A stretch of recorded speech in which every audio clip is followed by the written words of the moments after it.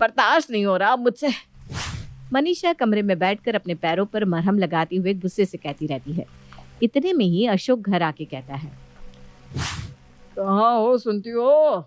अरे भाई कहाँ चली गई? मनीषा चिड़चिड़ा कर कहती है, अब क्या हुआ, सब काम करके बैठती हूँ फिर भी सबको कुछ ना कुछ काम याद आ ही जाता है। मैं नहीं उठने वाली अब। अरे बाबा तुम तो शुरू हो गई। मैंने कोई काम तो कहा भी नहीं। तुमने जो जो सामान कहा था सब लेकर आया हूँ, यही कहना चाह रहा था मैं। अरे ठीक है, ला दिया है तो रख दो और बचे हुए पैसे मुझे वापस कर दो। और मुझे ना थोड़ी देर के लिए कुछ मत कहना, मेरे पैरों में बहुत दर्द हो रहा है।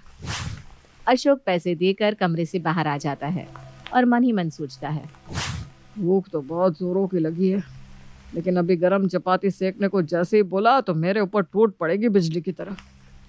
इससे अच्छा है अशोक अपना मुंह बंद रख और इंतजार कर। जैसे ही अंकुश और निखिल में से कोई भी रोटी मांगने को आएगा, मैं भी बहती गंगा में हाथ धो लूंगा। अशोक बड़ा तेज है तू। अशोक 2 समोसे खा लेता है और चुपचाप बैठ जाता है।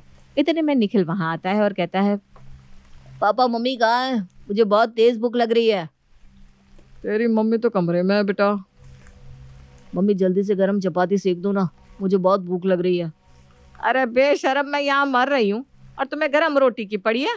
मैं नहीं बना सकती, ठंडी रोटी पड़ी है, खा ले। अरे मम्मी यार मैं ठंडी रोटी नहीं खा सकता, तुम्हें पता है ना। मैं भूखा रह लूंगा लेकिन ठंडा नहीं खाऊंगा।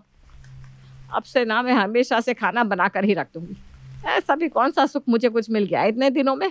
पूरी जिंदगी मैंने खराब कर दी काम कर करके, लेकिन हुआ क्या, इस बुढ़ापे में भी मुझे ही मरना पड़ रहा है।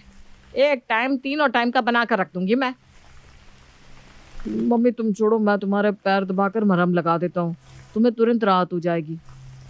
मनीषा को तो लगता है कि निखिल उसके दुख को समझता है, इसलिए वो निखिल के सर पर हाथ घुमाकर कहती है, हाँ बेटा दबा दे, पैर बहुत दर्द हो रहा है।